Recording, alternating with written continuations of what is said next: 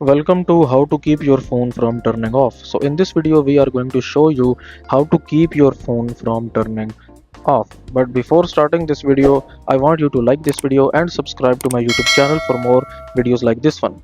So for this you need to go into the settings option here, and then you will scroll down below until you see this option where it says display and brightness. So just simply tap on this, and then you can see that we have like multiple options here.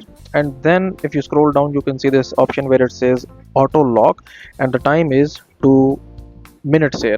So if you tap on this one, you can see at the end we have never. Okay, so if you don't want your phone to turn off your screen, then simply select this option.